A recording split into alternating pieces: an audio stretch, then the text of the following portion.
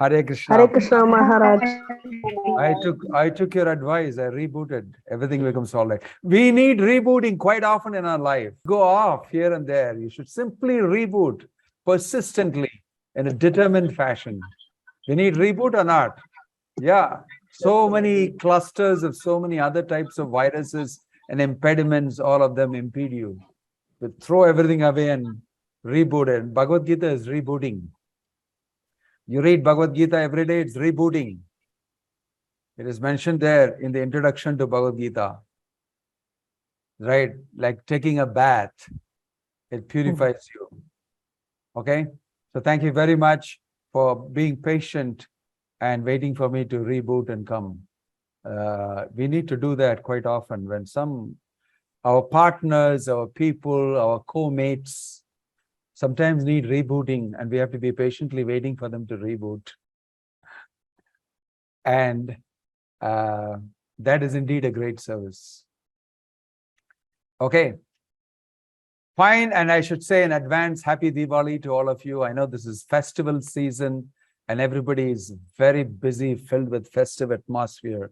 May not be in Kerala so much. They don't care two hoots about Diwali so much. They celebrate to some extent. But in Tamil Nadu and North India and all the places, Diwali, at least in North, it is Diwali.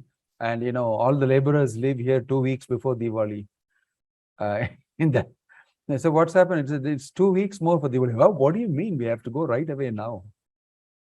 So it's a big thing for most people. Biggest festival in India. And everybody is very, very busy.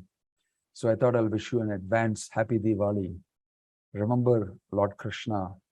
He killed the Narakasura demon on the day of Diwali.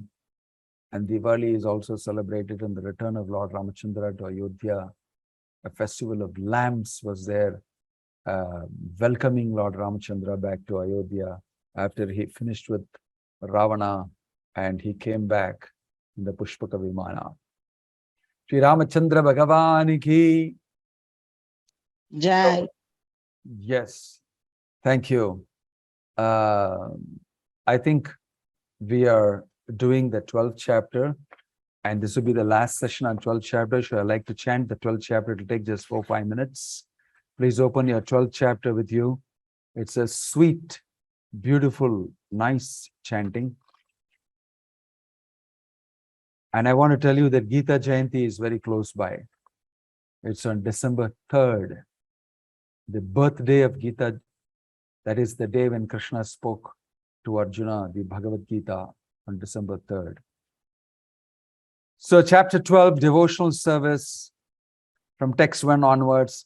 Arjuna vacha evam satata yukta ye bhaktastvam pariyupasate ye chapyaksharam avyaktam tesham ke yoga vittamah. Shri Bhagavanu vacha maya veshya mano ye mam nitya yukta upasate Shraddhaya parayopeta te me yuktatama matah ye tvaksharam anirdesham avyaktam pariyupasate sarvatra gamachintyam cha kutastam achalam dhruvam sanniyam mendriyagraham sarvatra samabuddhayah te prapnuvanti mai eva Sarvabhuta hite ratah klesho adhikatarastesham avyakta sakta chetasam avyakta hi gatir dhukkam dehavadpir avapyate yetu sarvani karmani mayi sanyasya matparah buddh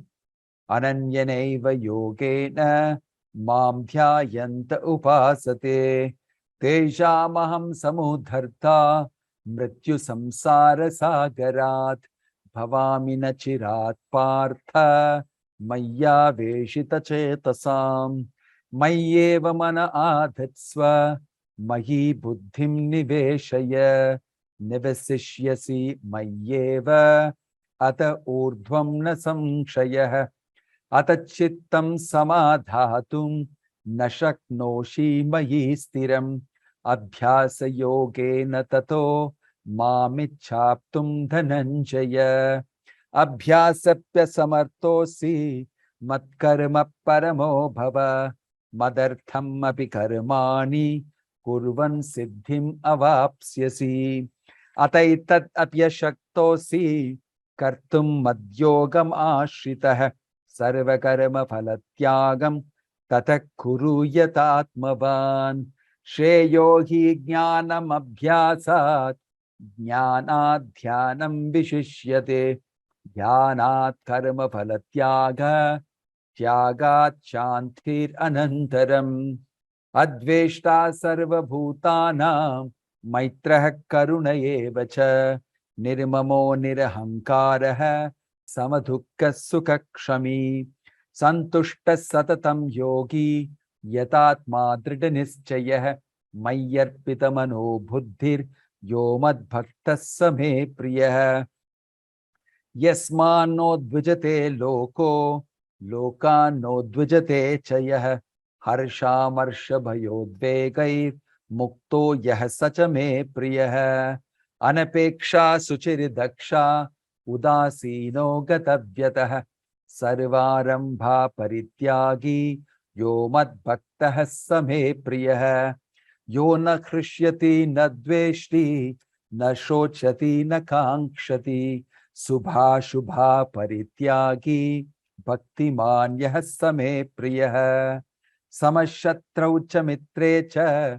tata manapamanayoh shitoshna sukha dukkeshu samasanga vivarjitah tulyaninda stutir mauni santushto yena kenachit aniketah sthiramathir bhaktiman me priyo narah ye tu dharmamritam idam yatoktam paryupasate shaddadhana mat parama bhaktaste tiva me priyah. Om Tat Sat. Hare Krishna. Jai Srila Prabhupada ki. So, we have been studying the 12th chapter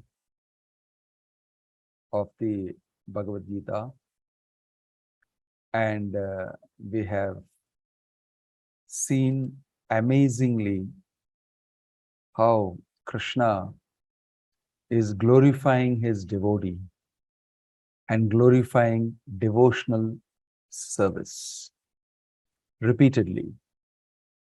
We saw earlier how this 13th and 14th shloka, he starts glorifying his devotee. Adveshta sarvabhutanam maitrah karuna evacha nirmamo nirahankarah.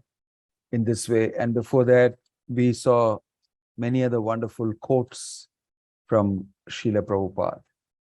This is how we ended. Krishna is giving various alternatives. We went through all these different alternatives, the direct and the indirect path. He even speaks about giving charity somewhere for some other purpose.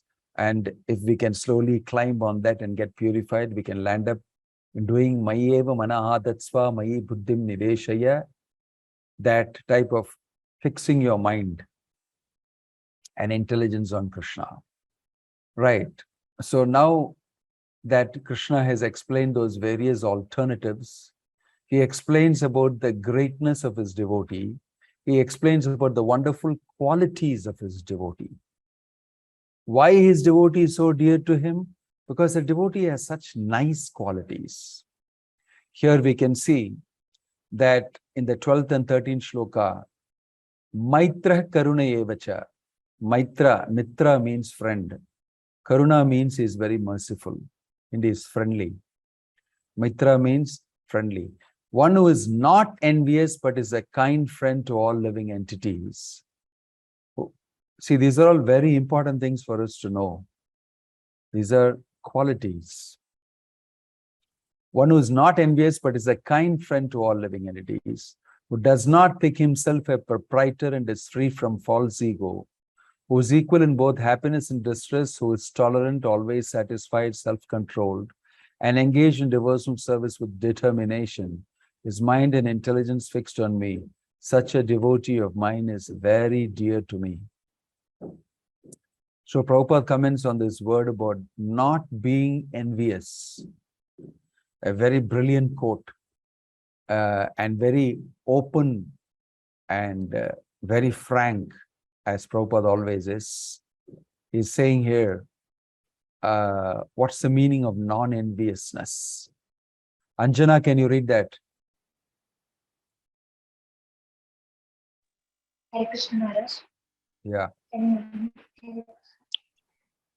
A pure devotee is never disturbed in any circumstances, nor is he envious of anyone, nor does a devotee become his enemy's enemy. He thinks, this person is acting as bad as my enemy due to my own past mistakes. So it is better to suffer than to protest. In the Srimad Bhagavata,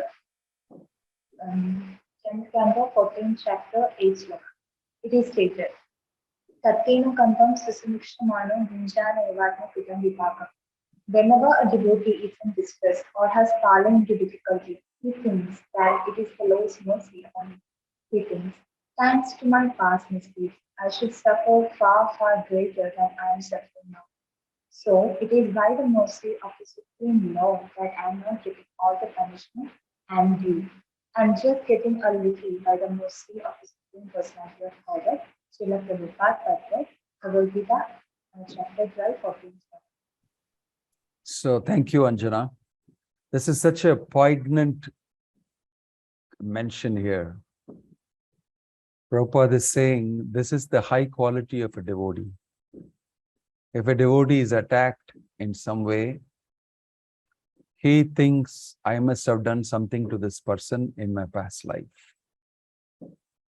So his attitude is, I have done something to him and therefore he is doing. In a public lecture that Prabhupada gave, I think in Canada, after the lecture was over, there is a man who got up and vociferously started shouting at Prabhupada. Everybody was very surprised. He was just getting up and saying, you said this, you're wrong, you people are like this, you're like this, you're like that. And he asked question.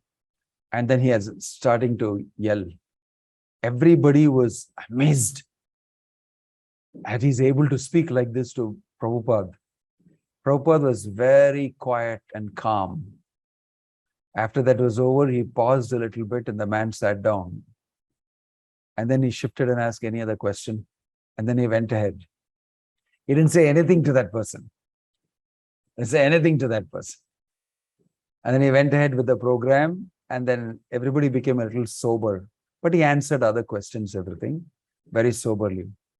And as the program got over and they were going back, at that time they were very curious. Now, Prabhupada, why did you not give that guy's, box on his nose? Why did you not talk back to him? Why did you not shut him up? But they asked very politely to Prabhupada, why did you not answer him back? Then Prabhupada was just very cool, and then after a pause, he said, I have done something to this person in my past life. So I didn't want to say anything back. Everybody was very stunned. They became very quiet. And then, remember, I was citing this instant in a Bhagavatam lecture I gave somewhere in Mayapur, I think, or Ujjain, I'm sorry, we had gone for a trustees meeting. And then there was Gopal Krishna Maharaj also there hearing the lecture, and then he came and told me, I was in that class. And he said the next time Prabhupada came, he brought gifts for that person and said, please find him and give this to him. I was very amazed hearing that. When I hear this quote, I was so moved to remember that. Prabhupada is all the time very calm. The next time he came, about a year later, he remembered that person. He brought gifts for him and said, please find him and give this to him, and said, I gave to him. It was actually true that Prabhupada was knowing that I have done something to this person in my past life. By his own mystic potency, he came to know it. And 1 year later, he came and gave him gifts also. Look at the sensitivity with which we must treat those people who oppose us. We must never think that what is this fellow talking? I'm a great angel with a halo around my head and my feet don't touch the ground. Maybe he doesn't know how great I am. I am a so-and-so, great politician. I earned so much. I got 2 BMWs and this thing. What the hell are you talking about? Who are you, by the way? I am this, I am that, and everything. This is how we think, our false ego thinks. But Prabhupada is saying here, a devotee, he thinks differently. He thinks nothing will come to me without me having done something. If I am suffering, if somebody is attacking me, it must be because I've done something in the past and it is coming back to me. The platform of thinking that I am great, I am right, self-righteousness at a peak. A devotee doesn't think like that. It's mentioned here.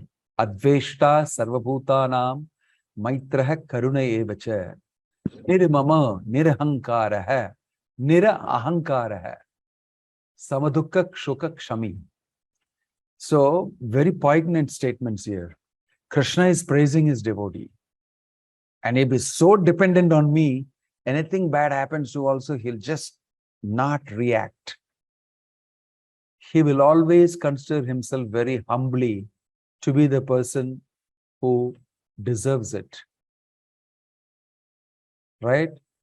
So, such a person is very much protected by Krishna. This is the other portion of it.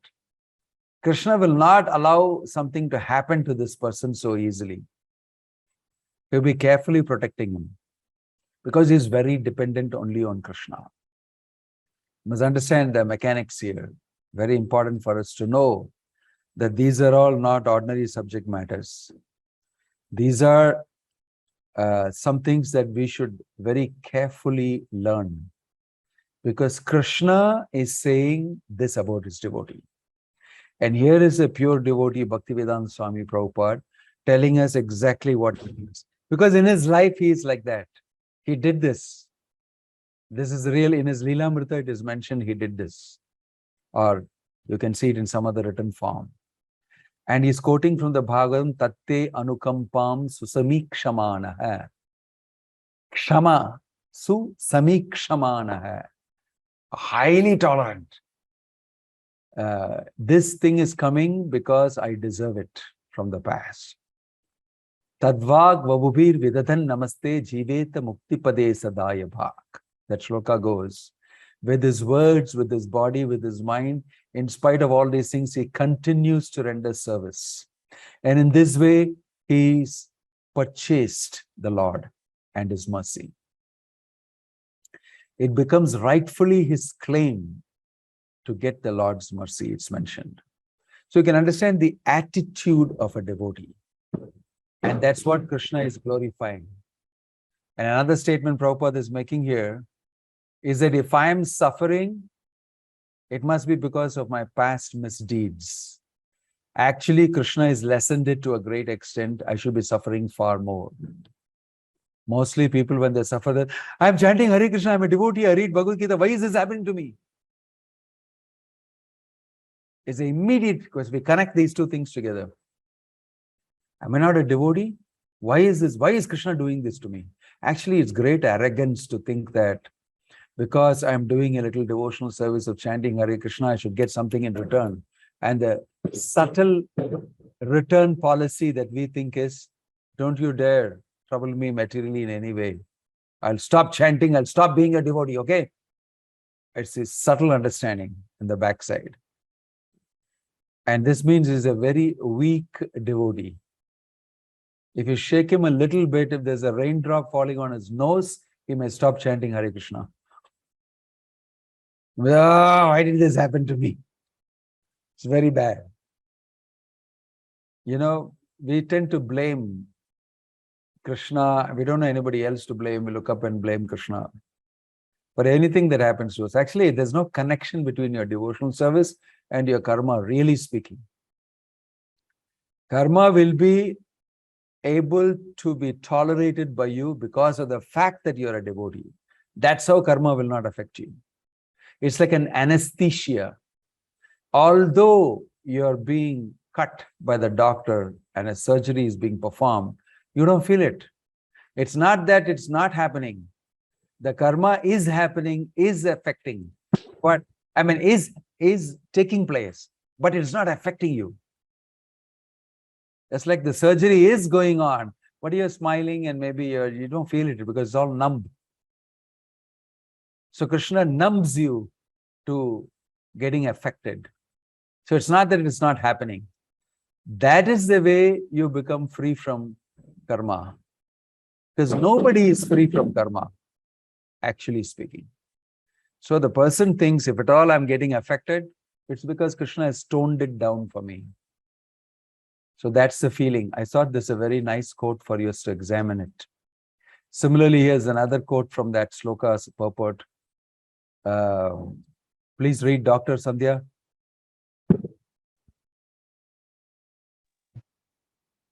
Hare Krishna Maharaj, all these qualifications enable him to fix his mind and intelligence entirely on the Supreme Lord. Such a standard of devotional service is undoubtedly very rare, but a devotee becomes situated in that stage by following the regulative principles of devotional service. Srila Prabhupada, Bhagavad Gita 12.14. Hare Krishna Maharaj. Thank you. Thank you. So you can see that if you regularly chant Hare Krishna, worship Krishna, offer to Krishna and eat Krishna Prasadam, read Bhagavad Gita, and try to be in the company of devotees, it is called following the regulative principles of devotional service. This is the English translation of sadhana. Regulative principles of devotional service, it simply means sadhana. If you regularly do your sadhana, then these qualifications, as is mentioned here, enable him to fix his mind and intelligence entirely on the Supreme Lord. And this is possible by following devotional service sadhana or bhakti yoga. Okay? So then Krishna goes ahead to say, further glorifies devotee. He doesn't put anybody into difficulty, and he does not get put into difficulty by anybody else. In happiness and distress, he is equipoised, right? Fear and anxiety is not troubling him. So you can see all these are the things that really pull us down in this world. We get affected by all these things that Krishna is saying the devotee is not affected by. You know, I don't put anybody into difficulty, and if anybody tries to put me into difficulty, I don't feel it. I don't get into that difficulty. Even if he tries, I don't get disturbed. Whether it is happiness or distress, I'm equipoised, right? So these are all qualities that we may wonder, how is it I've never seen such a person in my life who is so super duper Superman. Actually, this is the real Superman.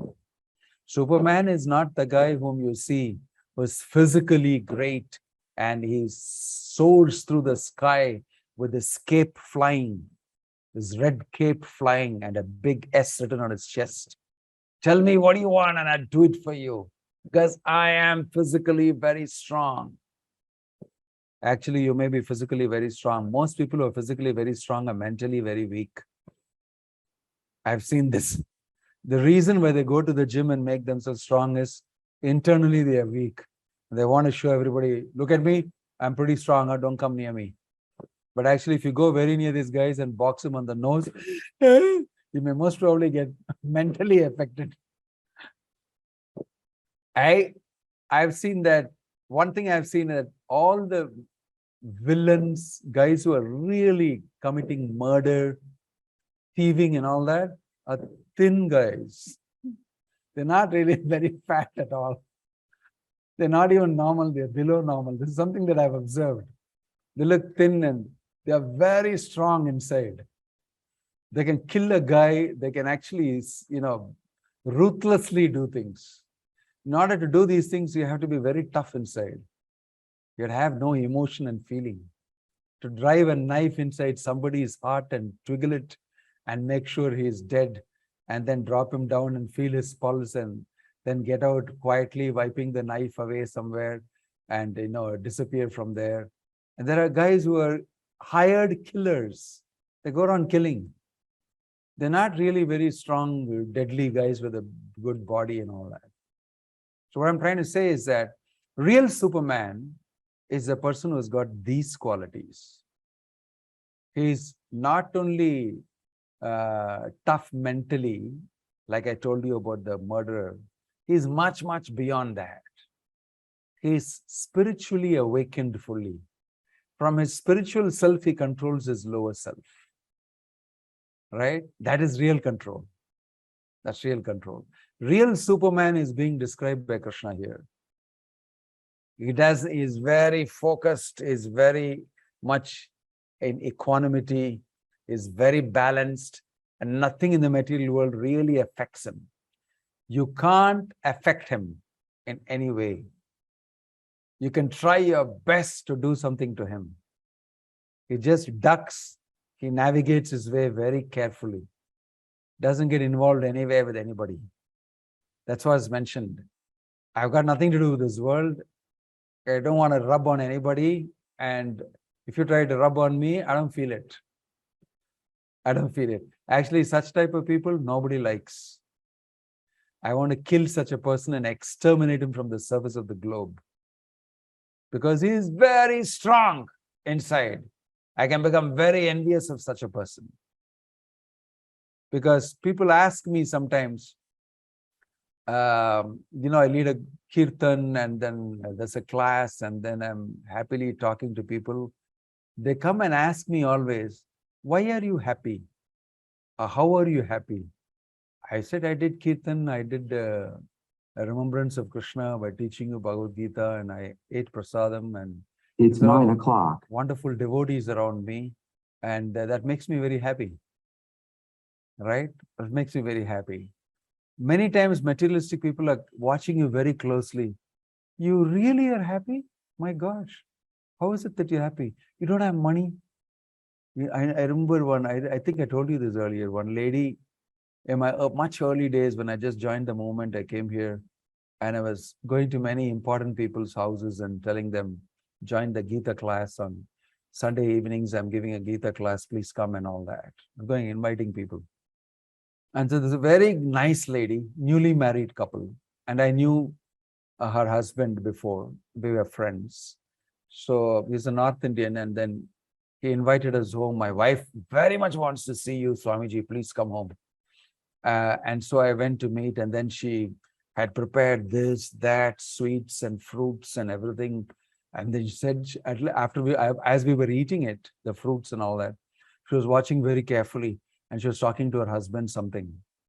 And then afterwards she came and said, my gosh, who cooks for you in your ashram? We only cook, I said. You have to cook yourself, huh? My gosh, nobody is there to cook for you. You cannot get married? I said, no, right now we're not thinking of that. Right now we're not thinking of that. Then she said, what time you get up in the morning? I said, we get up at 3:30 in the morning. 3:30 in the morning you have to get up, huh? You cannot get up slowly at 6 o'clock? And she was very worried about us. My gosh, I said, why are you? I mean, she's talking to her husband, say, look here, nobody cooks for them and they have to cook for themselves and they have to wake up in the morning. And he said, relax. That is a way of life here, that I like to live a life like that. He was telling her, this is you too? And, she's a very simple lady. They were very worried that you are living a life like this. As well, it is something we are from Martians, or we descended from Pluto or some other planet.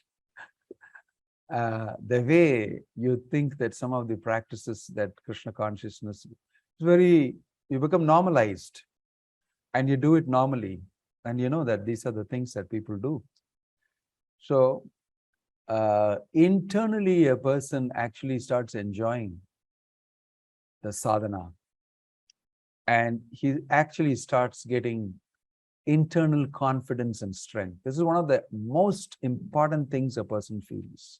When you start chanting Hare Krishna and read Bhagavad Gita and something, something very deeply is awakening inside you. You can feel that. And that's what you are. And a very small whiff of it, you feel in the terms of a confidence inside. Because you're slowly getting control over yourself. You discipline yourself. And there's a certain excitement and a certain good feeling that you get out of being able to discipline your mind and put your body in the right place and do the things that you need to do. Not just physically, because you're now chanting Krishna's name, reading Bhagavad Gita, that's having a spiritual effect on you, and you get a spiritual awakening. And a lot of people who do this sadhana can feel that. They become attached to it. Like there are many in the community who come in the morning from far places to attend Mangalarati. 4:15, the conch shell blows it, and you can, morning 4:15 a.m. Mangalarati opens. Some people never miss it. They come from a distance. They love it. They say, if I can't come and see the Lord in the morning at 4:15 and the Arati and everything, my whole day is spoiled. I get so excited and I feel so happy in the morning in the fresh air. I write down and I come. It's an exciting event for me. Spiritually rejuvenating like nothing. Then I take part in the kirtan, and then I sit down and chant Hare Krishna with the devotees. And then finally, when the sun rises, I go back home. And I feel very happy when I go back home. I feel so light. I'll never miss it. Not a single day I want to miss it. So many people here, they come all the way from Mangalarati, from wherever they are. They go to sleep early and they don't want to miss that event. You become gradually attached to these simple disciplines that you follow. That's the greatness of Bhakti Yoga, because all this signify Krishna and you become close to Krishna. That is why these qualities are mentioned. These are superhuman qualities normally. You cannot get these qualities simply if you go to your college or school or even stay in your house. You won't get this. You won't get this. Right? So Prabhupada is here commenting again about a materialistic person and the state of affairs in this world. Anuttama Gopal Das, can you read that? Generally, a materialistic person becomes very happy when there is something for his sense gratification and his body. But when he sees that others have something for their sense gratification and he hasn't, he is sorry and envious. When he is expecting some retaliation from an enemy, he is in a state of fear. And when he cannot successfully execute something, he becomes dejected. Srila Prabhupada purport, Bhagavad Gita 12.15. Hare Krishna Maharaj. You see, this is very simple. Thank you. This is a very simple psychology. To become envious of somebody who has something that you don't have. This is a normal tendency. And envious means what? You start speaking bad about him. Simply they speak bad about you. And you don't know, you never interacted with them, nothing you did with them. Sometimes you don't even know the person. And he's making envious statements about you. This world, Prabhupada said, is filled with envious people. Because it's all based on material life and my possessions and your possessions, what you have and I don't have. People work very hard to show everybody, see, I have all these things with me. I have a status, a social status. I am like this, I am like that. They take their confidence comes a lot about when other people start envying them, they feel very great. That means I got something worthwhile that you don't have and I have. It's a complex thinking. But if there is somebody who is not getting envious of you and he's got nothing with him, you also wonder, why the hell are you not getting envious of me? Why are you neglecting me? Why don't you pay attention to me and my greatness? Why don't you at least say something about it? They get angry with you even if you don't comment anything or don't feel anything about them. So very complex world of envy, right? So it's mentioned here, if he's sorry also that I don't enjoy like this person. So one thing is having material possessions, material status, everything. If some people don't really care much about it, then they're not bothered about your great material status and everything. And a little subtler level, if you are happy, that's when people actually become envious of you. Without having any material possession, if you are happy, they'll become very curious. And they'll actually try to snub you down and see, let's see how I can stop your happiness. And they try to do something to you. I have personally faced some of these things many times. And I wonder what type of psychology this person has. For what reason are you attacking me? I didn't do anything to you. I don't even know you. I don't even know you. Right? And I always wonder, why do you do this? Why do you do this? So here is Prabhupada is saying, in many places he talks about enviousness. And he says that in this material world, everybody is envious. Everybody is envious. It's only a devotee, a pure devotee, has no reason to feel envious because he doesn't value those things that you think that you have. He has no value for it. His value system is completely different. Is topsy-turvy in one, is inside out. Actually, he is become attractive to Krishna. Look at Krishna saying, Yomat Bhakta Same Priya hai. Yomat Bhakta Same Priya. Every shloka is saying that. He's very dear to me. He's very dear to me. Have you ever seen him saying that in any chapter? He's really glorifying his devotee. And he's glorifying his qualities. So the devotee, if Krishna favors him and Krishna likes him, what does he bother about anybody in this world? He's got the greatest, most valuable commodity, the favor of the Lord, the mercy of the Lord. The Lord is getting attracted to him because he possesses bhakti. Wherever there is bhakti, Krishna comes like a bee coming to a flower laden with honey to suck the honey. Wherever there is bhakti and it is matured and it is nicely placed, Krishna gets attracted to the person. So can you have a greater fortune? Who do you care? I mean, what do you care if Krishna has started paying attention to you? What do you need to worry about in this world? About whom? Even if you are a rock bottom, poverty-stricken, complete pariah in this world, you don't have to worry. Like Kanakadas. You go to Udupi, you will see that. He was so humble. He was a Chandala, low class, lower than Shudra, actually. And he came very early in the morning at 2 o'clock to take his place in front of the temple because it's a huge festival that day. And early morning, they came at 5 o'clock, 5:30 to clean the place and said, "Get out from here." They chased him out. Rascal. How dare he come and dirty this place? Today is a big festival. Get out. And you can imagine how he would have felt. He came today, my Lord will come out in a good dress and all that. I want to be able to see him. He was chased out.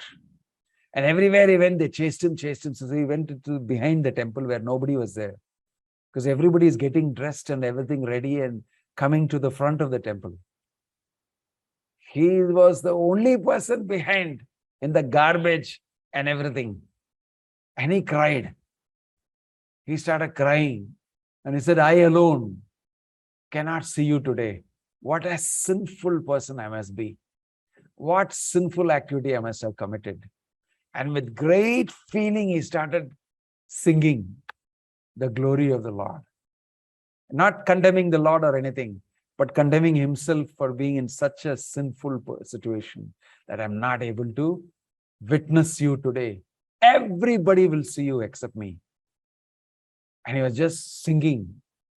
But there in the front, with all the great festivities going on and all the Brahmins running around and this and that, and the decorations and everything going on for hours together, and finally, they open for darshan. The Lord decides to first turn around completely and break the wall on the backside and tell Kanakadas, "Kanakadas, here I am for you. The first darshan he gave is to the Kanakadas on the backside. To hell with all your preparations. To hell with all your great decorations and your this and that. I want to see my devotee. Kanakadas. You can imagine Kanakadas's happiness that the Lord showed to everybody his backside. Of course, there's no difference between his backside and front side. And Kanakadas was profusely glorifying the Lord, crying like nothing. And he was, you did this? I can't believe you broke the wall on the back of the temple and the whole thing visible to me. Full darshan he gave to Kanakadas. Even today, you go to Udupi temple, you have to enter from the front side and go to the back side of the temple and see the Lord through Kanakana Kindi, the window of Kanaka. Through that only you can see him. You have to remember Kanakadas before you see Udupi Krishna. You are forced to, right? That is what Krishna is. What is valuable is bhakti. If the Supreme Lord takes note of Kanakadas, a paraya, a lowest of the low class, as most important, and it turns his face on all the great Brahmins and the great scholars and great persons, because Kanakadas holds something valuable, bhakti, devotion. That's what's important. That is why Krishna is talking all these things about his devotee. Anapeksha suchirdaksha udasino gatavyatah sarvarambha parityagi yomat bhaktah same priyah. My devotee who is not dependent on the ordinary course of activities, who is pure, expert, without cares, free from all pains, and not striving for some result, is very dear to me. It all simply means that the devotee is fully in love with Krishna and absorbed, and he doesn't want anything else in this world. He's not bothered, about the regular world and the activities of this world. Gaur Kishore Das Babaji, you will see Prabhupada's guru, Bhaktisiddhanta Saraswati Thakur's guru is Gaur Kishore Das Babaji. Prabhupada's guru was a super duper intellectual. If you read his life history, you'll see what an amazing, stalwart person he is. By the time he was 21 years old, he was the minister and a chief advisor to the king of Manipur. And by the time he was 21 years old, he had already written, he was a great mathematician. And he had already written and translated the Surya Siddhanta, a highly technical mathematical calculation of astronomy and everything, planets and situations and everything. He translated that, and the perfect translation he got. He got the title Surya Siddhanta. Saraswati, he got the title Saraswati from that. Bhakti Siddhanta Saraswati, Surya Siddhanta, and he got the title Saraswati for that. When he was 20 years old, right? When he was 20 years old, he was so sharp. And his father told him, Bhakti Vinoda Thakur is his father, another very great personality, told him that I'm your father, I can't initiate you into spiritual life. It's not correct. You should go and take initiation from my co-mate, whom I regularly associate with, Gauri Kishore Das Babaji. And Gauri Kishore Das Babaji is illiterate. He doesn't know how to read and write. And father told Bhaktisiddhanta Saraswati Thakur, if you don't get his mercy, you are finished, your life is over. So you can imagine an intellectual person like Bhaktisiddhanta Saraswati Thakur having to go to Gaur Kishore Das Babaji, who is complete illiterate. He sits by the public toilet and chants Hare Krishna. All he wears is a little cowpin, a dirty cowpin from the roadside. He gets and wears it. But he's a very exalted person, extremely exalted devotee. And Bhaktivinoda Thakur knows him. So he told his son, get initiated from him.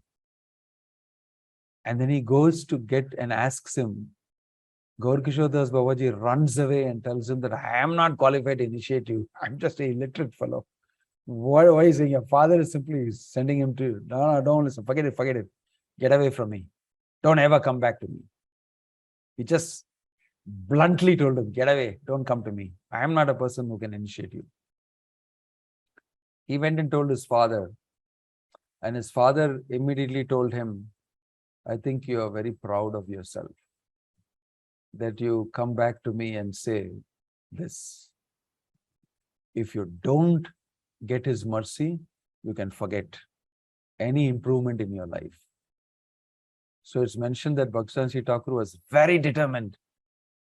I know this person is very exalted. He may not know how to read and speak and write and everything, but my father has said it.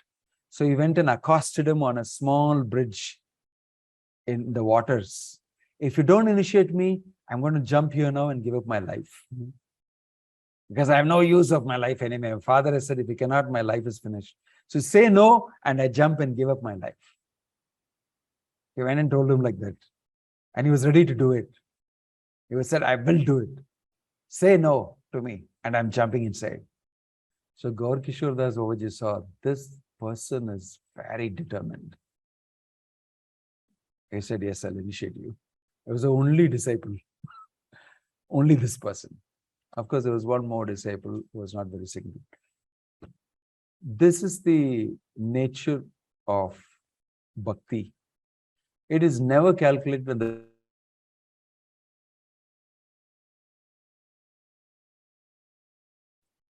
Bhakti and devotion is of a completely different category. And it's got immense value for Krishna. Why is Gaur Kishore Das Babaji Maharaj wearing a small langoti alone, sitting by the public toilet and chanting on a japa bala? The most valuable person for a materially sophisticated person like Bhaktivinoda Thakur. Bhaktivinoda Thakur, the father of Bhakti Thakur, highly sophisticated during the British times. Right? This is happening during the British times.